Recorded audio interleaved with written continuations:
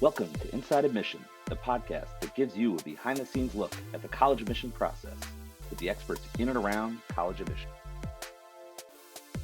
Welcome to the Inside Admission podcast. I'm your host, Andy Palumbo, and I am really excited to have my friend Darryl Tiggle on the podcast today. Welcome, Darryl. Thank you, Andrew. So nice to be with you all, and really excited to connect with your audience. So, Darryl, tell us a little bit about yourself. Where you work, your role, and your background in higher ed and school counseling. Sure. You gavel me down when it gets too long, but I'm presently director of college counseling at Friends School of Baltimore. I'm going into my 12th year of director at this role. And prior to working on the secondary school side, I worked on the other side of college admissions, doing admissions at three different institutions. I worked at Union College, which is my alma mater, back in the 90s. And then in 2001, I moved to Boston, and I became director of LaSalle College, which at the time making the transition from a all-women's 2-year institution to a 4-year co-ed institution. And after my time at LaSalle, I moved on to Tufts University, where I worked as a senior associate director, managing lots of different, profiles. But one of my main areas of responsibility was diversity recruitment. So after a long stint on the admissions side, I moved to the other side of the desk, and I've been doing this good work most recently. That's great. Darryl, what was it that made you decide to switch sides of the desk? Well, I think the two things that sort of, or the things that I think about when, I moved to this side of the desk is that I came from a pretty humble college preparatory background. So I didn't have a lot of college counseling, as I was making my own college journey. And then when I arrived to college, I saw that so many people, right, had this experience with a counselor that was sort of guiding them through this process. And I was an athlete, and I was like, wow, that's almost like a coach. Like, it sounds like they're totally making sure that you guys were going to win at this college game. So I was, I was intrigued by that. And then, a couple years after I graduated from college, I was fortunate to work in college admissions. And then one of the things that you see in college admissions is a real landscape of I don't know if it's what the world looks like, but it's what the United States looks like, right? So Yep. we travel all over the country, literally every corner of the country, and we visit schools, right? And schools are where people live. So you could see in a very, very obvious way, even in a day, the difference in how college counseling was being distributed to children based on what kind of school they went to, maybe private versus public, or what kind of socioeconomic environment they were in. Rich versus medium versus poor, right? Yep. The counseling in the schools, right, if they were public schools, might even correlate to that. So I was always curious about sort of the counsel students were getting, because again, sort of thinking like an athlete, the college counselor coaches them through the process, and I'm like, coaching is this college coaching is different at different places. So when I worked at Tufts, so I worked in admissions for a long time, and one of the things I noticed is that when I worked at Tufts, after a few years, I started being courted to come and work in college counseling.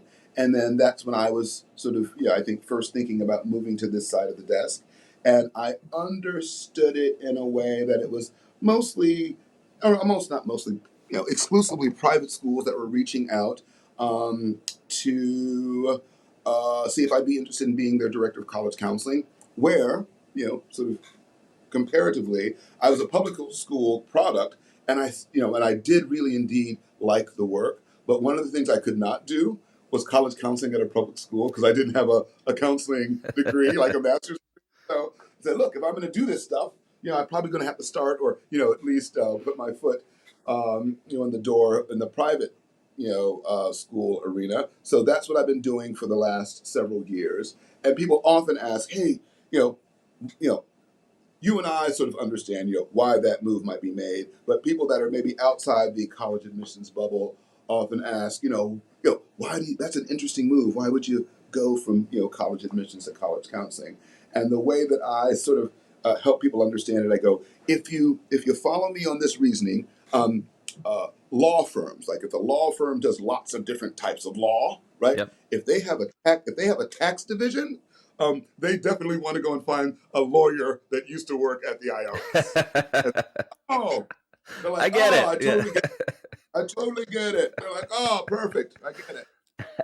Well, and So, that's a reason why I think you're a great guest for the podcast here, because you do have that background of both sides. But one of my favorite parts about this podcast has been just hearing my friends and colleagues' different paths to their own college. And so as a fellow union guy, I'm curious, what was your story, Darryl? How did you go through the search process? What was important to you, and what did that look like?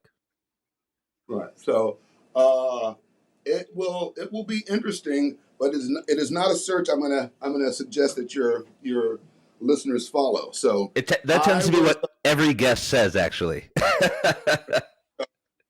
and I say this to put it into perspective, and I'm often asked to come and give presentations about college admissions and how to navigate the process, and I'm pretty well experienced in it and knowledgeable, but I'll try to make sure that my audience understands where I'm coming from when I talk about my own journey, and I say, look, when I was 17 and beginning to pursue college, right? I knew the colleges that everyone knew, right? The ones that are sort of in your Yep. neighborhood, kind of, right? I kind of knew what the Ivy League was. I was familiar with Notre Dame, right? Right? Super unsophisticated. But I say this, and it sounds funny, but it's not really funny. I didn't know the difference between martial arts and liberal arts. Liberal arts, I didn't know. I had no idea what people were talking about, and I was a pretty bright kid. And the other thing that I say that was super tragic, because I went to an excellent college. I went to Union College, and I'll tell you how I got there.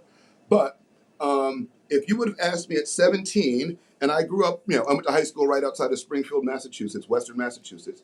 If you would have asked me to bring you to Amherst College when I was 17, I would have taken you to the University of Massachusetts at Amherst. I would have not taken you to that super well-known elite, you know, liberal arts college. I didn't know it existed, and I could ride my bike there. So that's how unsophisticated I was. So please don't use that in understanding the rest of my insight, because I know a lot now, right? And again, that chasm in college counseling between private school, public school, rich school, poor school. I went to a private. I'm sorry. I went to a public, not rich school, right? So college counselor wasn't even a word, right? Guidance counselor was a reality, and I was fortunate. And again, you'll have to forgive my arrogance. I was fortunate to be a really good football player, right? So I thought, and so a lot of people thought, and so I thought I was going to go to one of those schools that I had heard of Notre before, Dame, right? right? Because Yeah. Notre Dame or the like, right? Or at least UMass. That was Division I football, and I was good. But I was kind of fortunate and not fortunate to get hurt as a senior in high school, so that college football scholarship journey that I thought I was going to go on, that was no longer a journey, and we didn't really have a program for college counseling at my school. I was super blessed that I was still good enough that, not Notre Dame wanted me anymore, but these small liberal arts colleges that I never heard of before started knocking on my door. And that's how I was introduced to Union College and the existence of places like Union College. That's great. Yeah, Thanks for sharing that, Darryl. So no problem. now, so I sometimes, after hearing folks' stories, I sometimes think those of us who didn't know what we were doing the first time around are just doomed to repeat it year after year now, as we work with students and gain that knowledge little by little. But you've got a lot of knowledge, Darryl, and you were telling me before this conversation that you've built up something you call Admissions 101 at the Friends School. Yeah. So Talk to me about that. Tell our listeners a little bit more about your admissions 101 and how you recommend students and families begin this process. Gotcha. So, the way it works at my school, and maybe at many schools that have a committed college counseling role. Truth be told, we're not really encountering the students until they're juniors, right? We're not working in earnest with them until they're juniors. But the things that will get them into college, obviously they need to be doing before junior year. And when I first came into the role, I was focusing on getting our juniors prepared, our seniors' applications out the door, and sort of really perfecting that work. And I was getting all kind of questions from like 10th grade and ninth grade and even 8th grade parents about college counseling. I'm like, what are you talking about? I don't get to talk to you guys till later, right? But it was obvious to me, right, that it was information they were hungry for. That indeed the stuff they needed to do to get into college, they needed to know right sooner than later. And in retrospect, the thing that was really helpful, and it's really been a blessing to the way in which we work with our community. In the absence of them getting information, they might find their own information or draw their own conclusions. So I said, hey, let's get together and do a program for them. And again, truth be told, the first time I scheduled it, I said, let's do these during the summer. The people that are really interested, right? If they're interested, they'll come out during the summer. We've got tons of time to do it. I scheduled one, and set up in the library. Had nothing prepared. Just figured I'd come and answer some questions, and like 40 parents showed up. Like, oh my goodness, what are you people doing? What do you guys want to know? It's 4th of July week, right? So we had a really robust conversation, but I realized that there was a thirst for this information, and that we could provide some really good insight that would help our students and families. So I said, let's kind of put together a class like we do with our students, because what we do with our students is we try to, one of the things people always ask me, because they knew I worked in admissions at a highly selective place, they come to me all the time and say, hey, Mr. Tiggle, do you think I can get into such and such a place? And I said, um, again, I know a lot, but what I think is not necessarily what you should rest your fate on. Let's go and start looking at data. So I said, let's teach our students how admissions works as opposed to guessing how competitive Sure. they might be at a place. So I said, let's teach them how admissions work. So we sort of broke it down into two classes that we teach during the summer, and then we asked anywhere from ninth grade to 8th grade parents can come.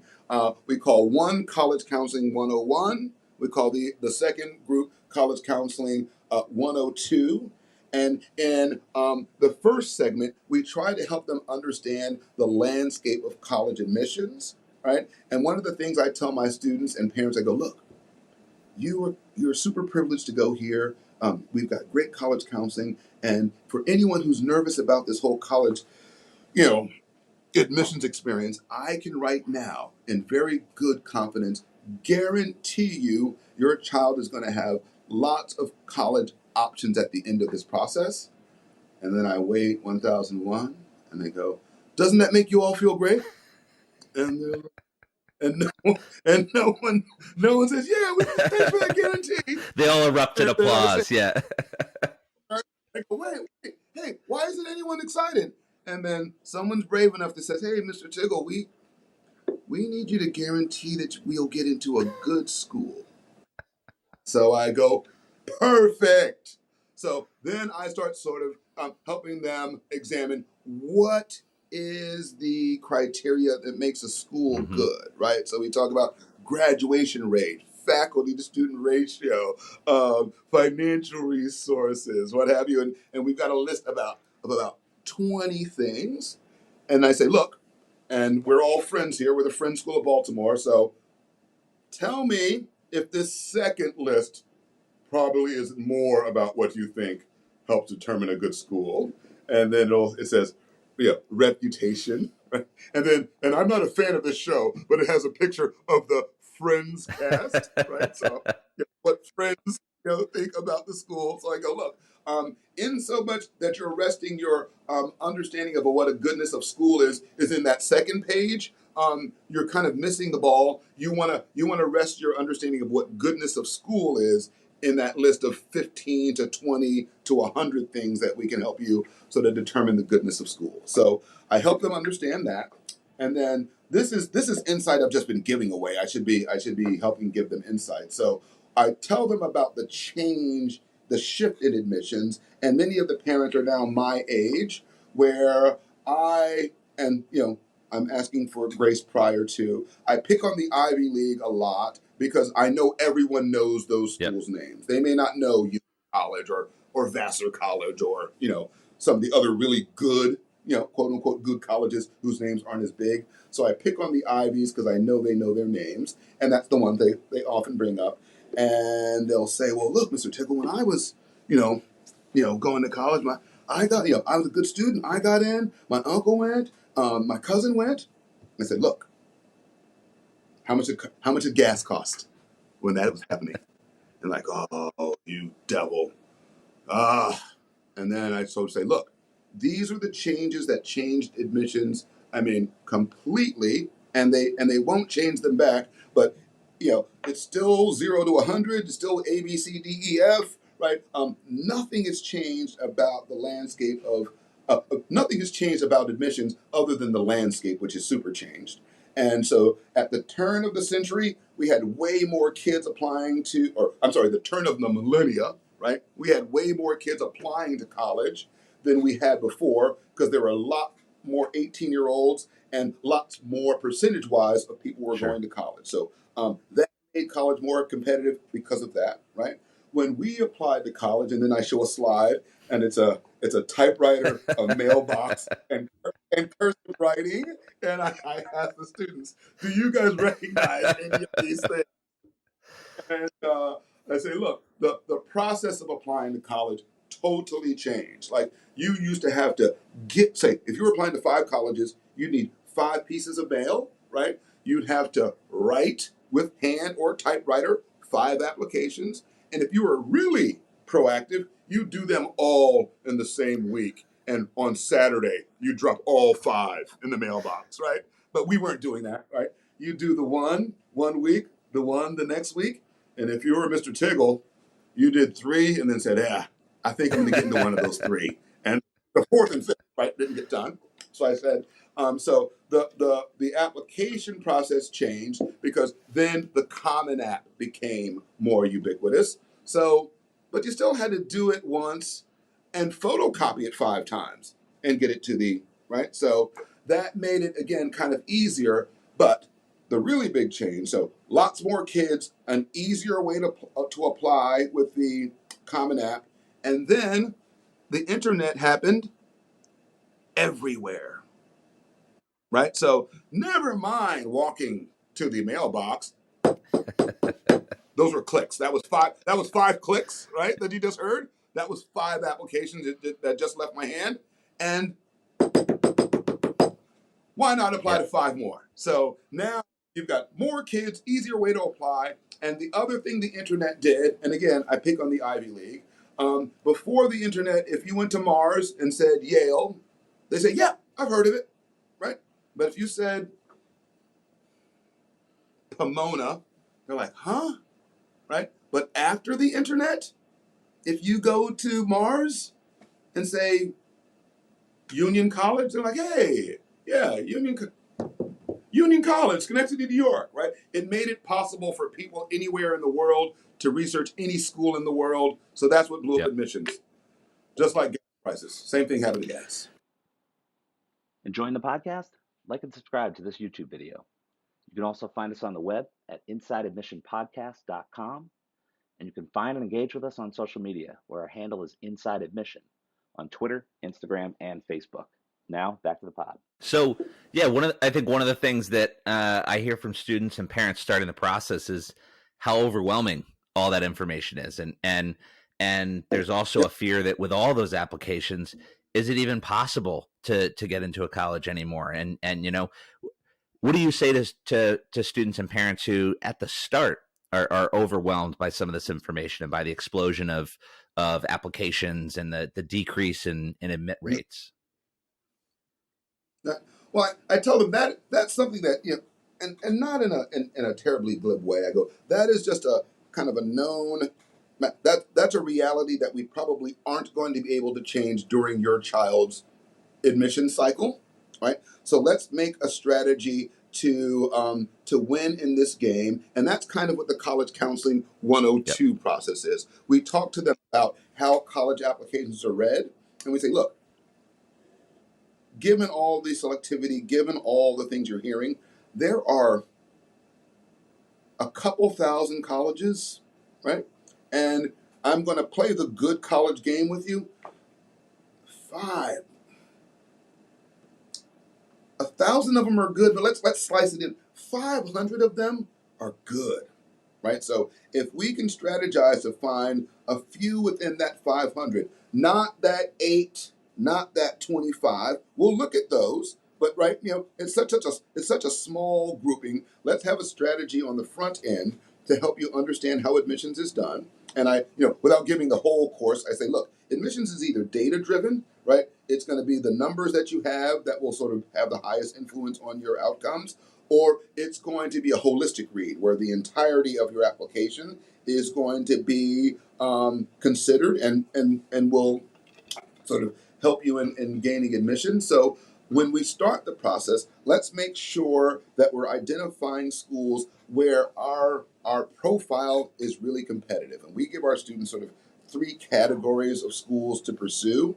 And one we call a reach, which everyone's familiar with, right? That's the school you're reaching with.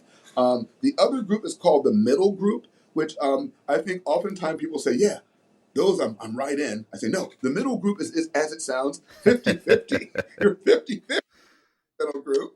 And then I go, your foundation group, that's where you're most strong. That's where you're a most viable option. But please do not see your foundation list as your Right. consolation list, right?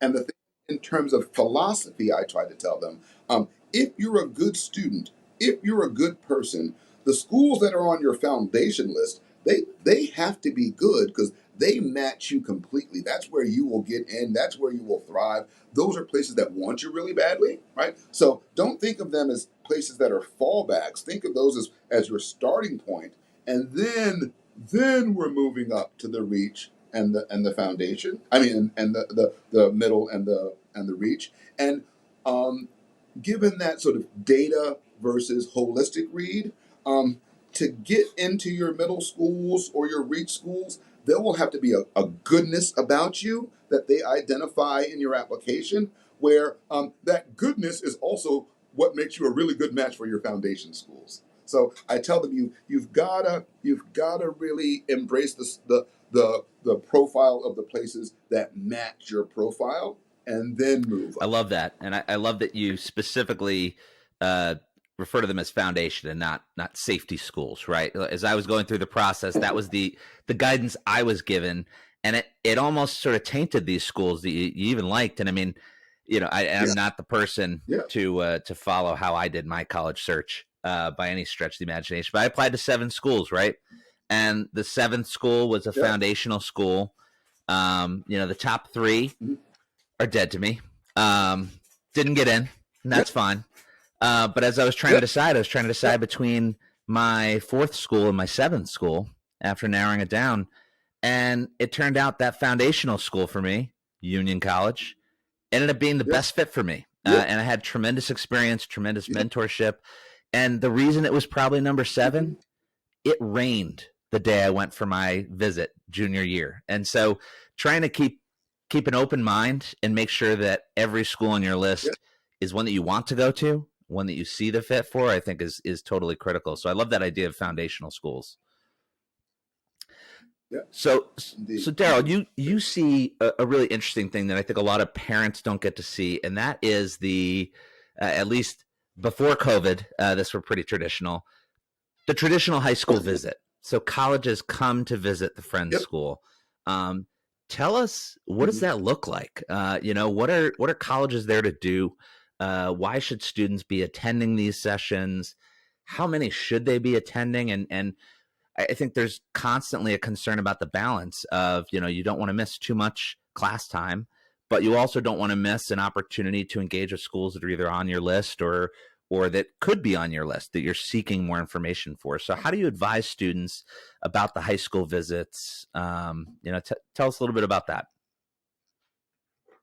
Great, great. And I'll give the precursor again that we're a private school that sort of has the luxury of, having a college counseling center and the like. So ours might be a little bit different than a school with a bigger school population. But essentially what we do during the fall is every day, September to probably the beginning of November, we have in the neighborhood of, 3 to 4 schools will come and visit, and essentially it's a half-hour info session from the admissions representative from that college, who likely will be the person eventually reading our students' applications. So they'll come in and we have a little center they can come and hand out information, but also give a brief presentation about the school and then field questions from our students. So it's a really good sort of exchange of information opportunity.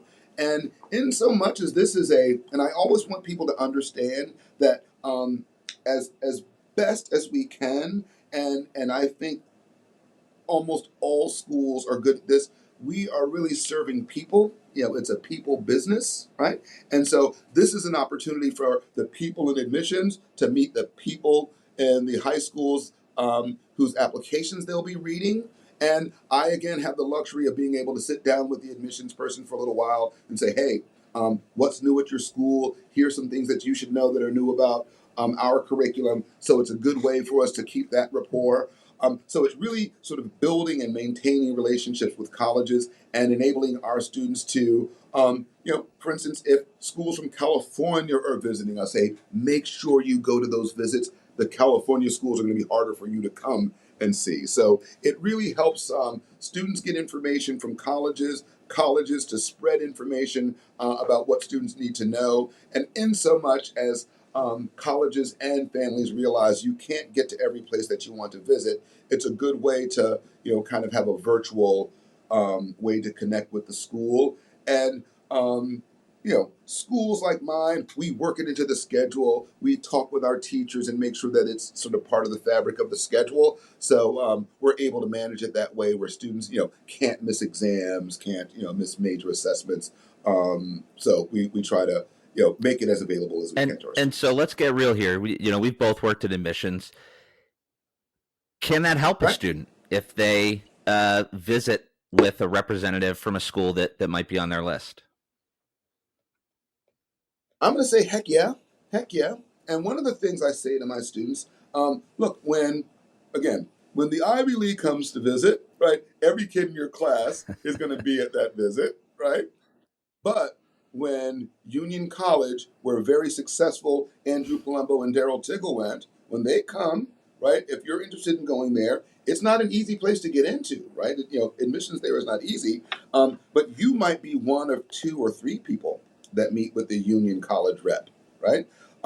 That opportunity gives you a real opportunity, not just to get information about the school and sort of ask questions, but make sure that admissions representative knows who you are, right? Communicate to them, hey, your school is really high on my list, or I've already been to your institution. Sometimes when my students come and they're the only student who's at that visit, the college will ask the student and ask me, hey, would you like to do a little mock interview? And I will always say, yes, they can. And typically my students will say, sure. So it can even serve as a little way to have an extra slice of person in Yeah, your I application. think that's great. I think one of the things that gets lost in sort of the public misconception, or what's portrayed in movies and pop culture is, it's admissions decisions are made in these dark smoky rooms where it's a mystery Right, as to what's happening. um what happens in a real right. committee. I've seen those interactions year in, year out, where someone said, that was the only student to come visit me at Friends School. And it was the first student in 2 years. And I'm so excited because there's such a fit between their curriculum and our curriculum. And this student, had a compelling conversation to me about fishing because they love fishing, and like it just stuck in my mind. And so that human connection, I think can actually act as a positive bias for students. I'm not recommending you go visit Yep. all 500 schools that come to your high school, but for those that might be on your list or that are Right. on your list, I think there is a value there, and I think very often that's something that parents who may not have experienced this through their process, or students who are new to it, might not know. And so there is a potential benefit to having that human interaction.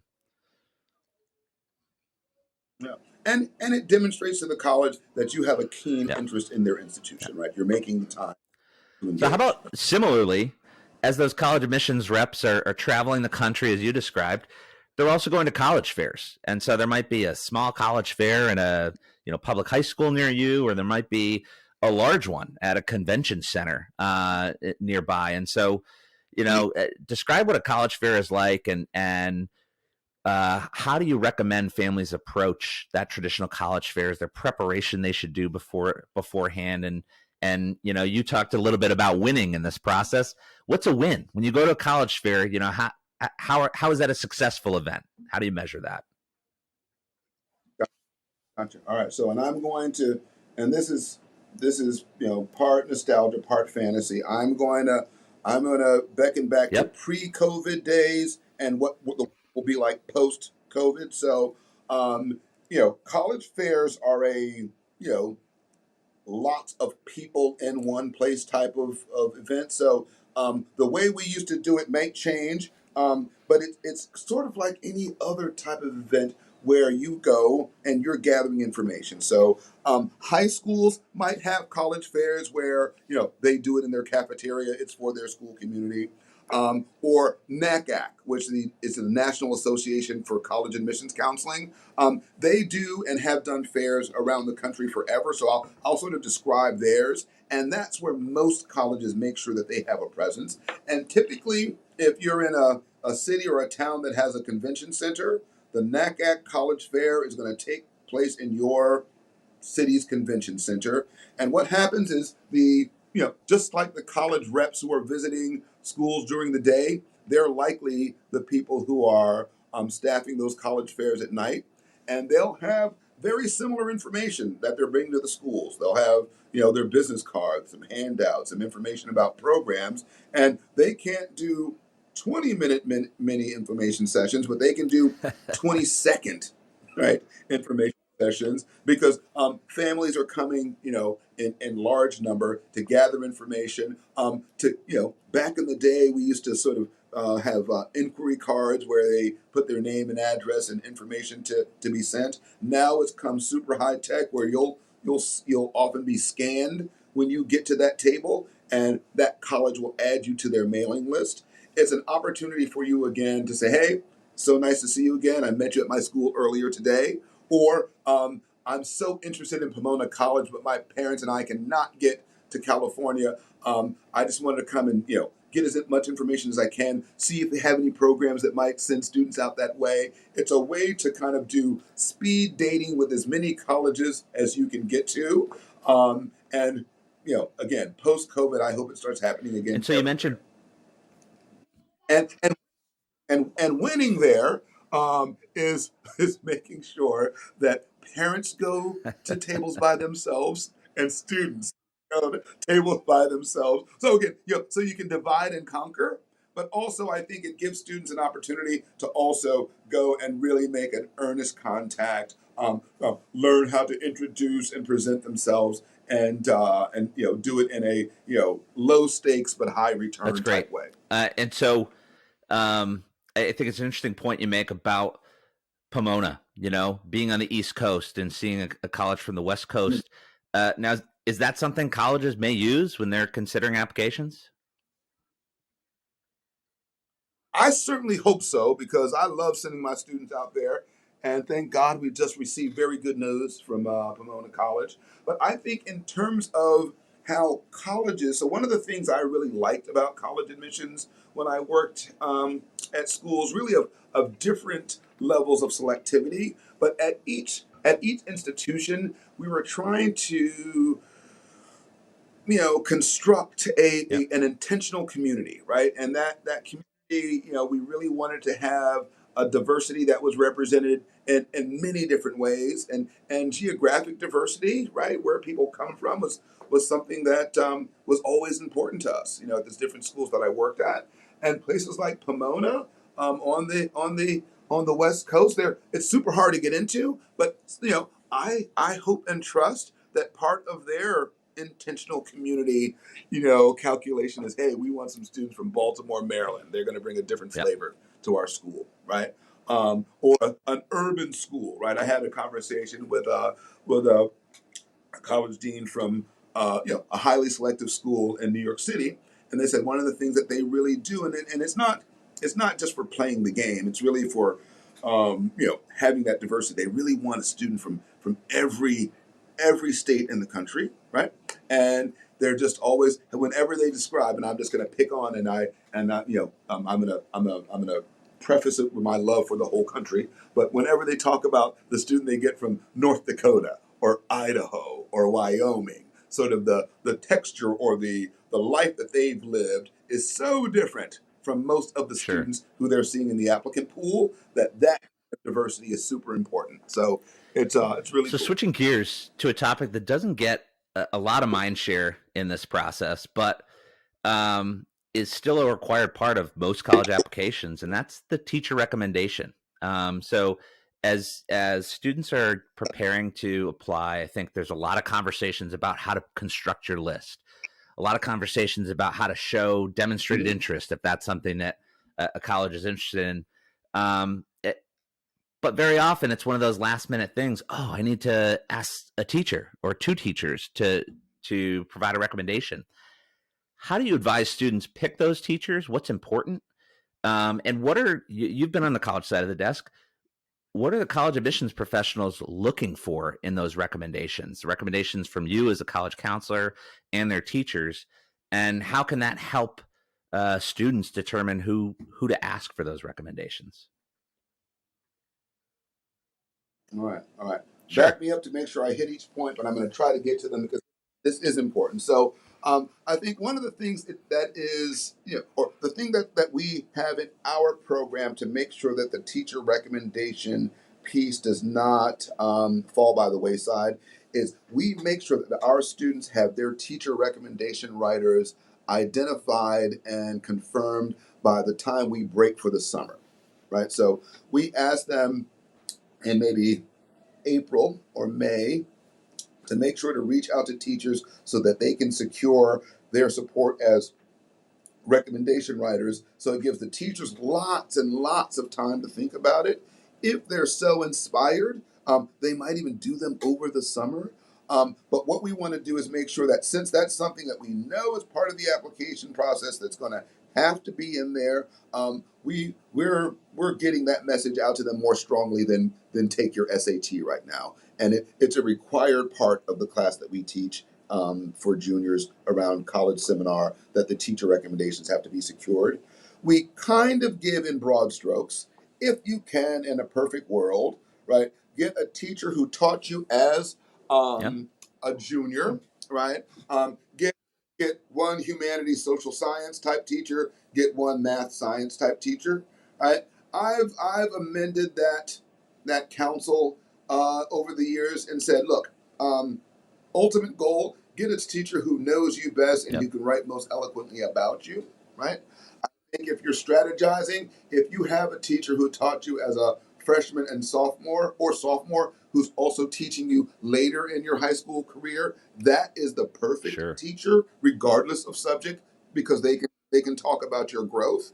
And then to the extent that you can and you should, provide your teacher with information about you that you don't think they know, right? And they know what your grades are like and what you show them in the classroom. But if there's other things that you think might help them support you in their letter writing, give that to them. And we have something called a Yep. brag sheet because our teachers used to be pretty strict about it. Some teachers would, they'd have to have an interview session with the kid before they would confirm it. And we said, hey, teachers, let us get a little brag sheet form for you where we're giving you the broad strokes on the students, and then that should help you with getting some fodder to write. So we really focus in on that because, again, on the getting into the good schools, right? And if you're thinking about the schools where you're 50-50 or you're reaching, I tell them, if you get into a reach school, and this is no offense, it's not because of your academic prowess, right? Yeah. But by definition, it is not. It's because of those other things. So if you want to reach, you want to make sure your other things are strong. And So I teacher heard rec is two one of really those good other pieces of things. advice there for schools that don't have this type of excellent college admissions curriculum. And one is, it's never too early to start talking with teachers about recommendations. Obviously, the most popular teachers, those ones that have an impact on so many students, are probably going to be the most popular ask among your classmates. And so junior year, not too early to talk to teachers. And this idea of a brag sheet, I think sometimes it's difficult. So many students are humble. Parents, this is for you. Make sure they brag. Have a Word document, their accomplishments, the things that teachers may not know about them. I think that's great advice because, having sat down to write a lot of these recommendations, there's only so much and there's only so much you can recall. And those popular teachers may have 15 minutes to write that letter and then move on to the next one. So the easier you can make it for the teachers, the more of that 15 minutes, that half hour, they're going to allocate to actually writing. And so I think that's great that you guys do that with the brag sheet, but definitely good advice for everyone, whether or not your school provides something like that. And this is a plug for brag sheets. Yep. We also have our students do a resume, and that often will help the teachers with their. When you're you're a college admissions officer, or you're in a committee and you're reviewing a student's case, what are the admissions professionals looking at in those recommendations? What are they trying to draw out? Yep.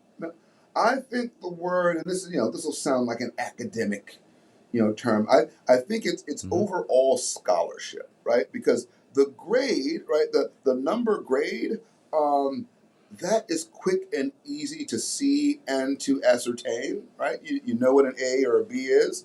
But when they talk about the student's approach to scholarship, that's what that really would impress me. So one of the things I tell students is that regardless if you're a introvert or extrovert, in the classroom, you want to make sure that your academic personality is never undersold.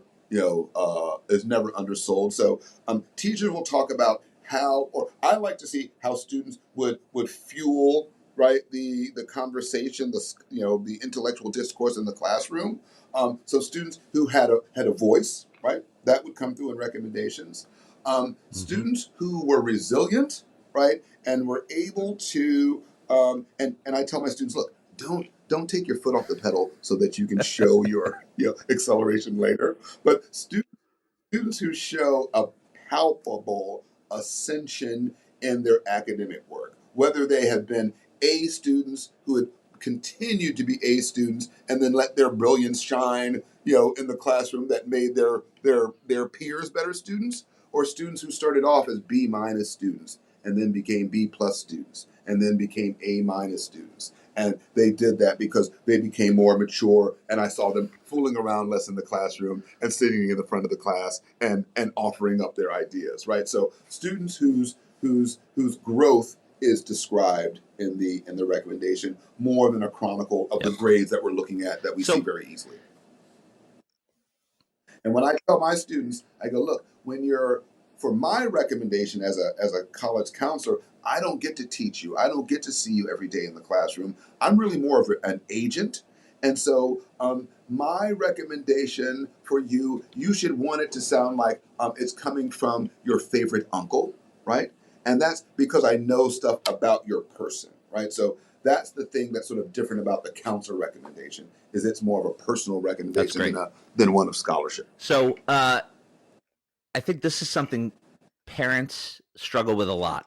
You want to provide your child with all the opportunities, all the support they could possibly need, but you also know that after college is the quote unquote the real world. And so you're going through this developmental stage that's critical to your child's success. What should a parent's role be in the process in supporting their student effectively, but also letting up enough to let the student guide the process? How do you find that balance as a parent? One of the things we try to help our parents. So in our sort of senior parent night, as we're launching into the process, we actually have a diagram that says, look, these are the things college counseling is taking care of, right? These are the things the student needs to take care of, and these are the things that parents, right, should be on top of. And I think with parents, I think having an involvement in the process where they at the front end are trying to get an understanding of what is a good match for their children. And I tell parents all the time, look, you've had, at the time they get to me, 15 years to observe them, right? So even if they've gone into more of that sort of, teenage shell, as they became, 13, 14-year-olds, you really do know who they are, right? And again, I'll pick on the Ivy League, in so much you say, look, I want my kid to go to an Ivy League college. I'm like, well, look, Columbia is in New York City and Dartmouth is in Hanover, New Hampshire, right? They couldn't be no more different, right? So think about less about the names of schools, right? And what is going to be a good fit for your child. And I'm not kidding, just like that gas price idea I'd given earlier, you've taken your child from birth and fit them into things. Like you put their bodies into things, right? I'm not Yep. kidding. That is what you're trying to do with college. And so really think about who your child is. You know who they are and think about fit, right? And on the, what they need to do, drive them to college campuses, make sure they can go and visit places, right? Have a frank conversation about finances at some point so you can say, look, we got so much money, don't worry about it, look wherever you want to. Or, hey, these are our limitations in how we can support you financially. We still want you to go anywhere you want, but we're going to have to go and find more money. Or these are our limitations financially. We'd like to stay within these so that we can support you later in life as well. Have that conversation early.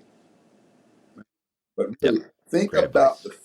the fit thing, and that you've always focused, until they started dressing themselves. When is that? Like 10, 11, right?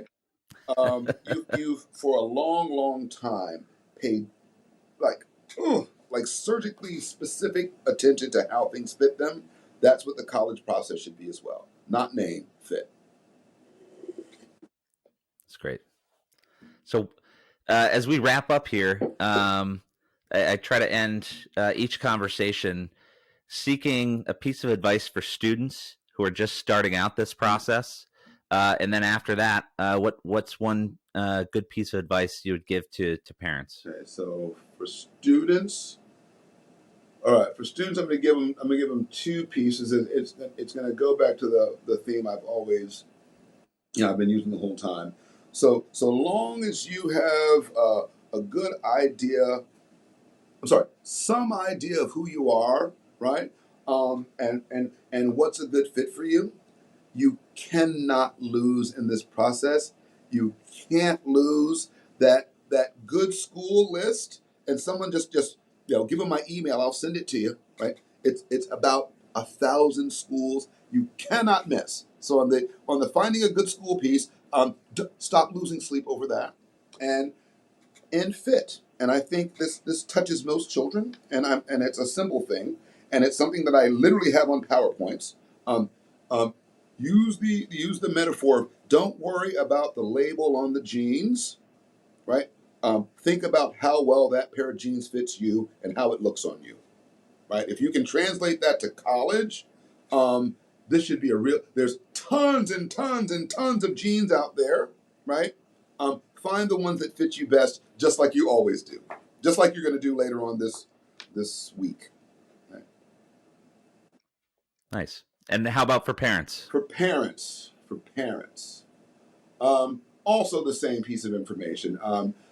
Your child cannot. I've got lots. They cannot lose, right? The number of good schools out there abounds, and Yeah.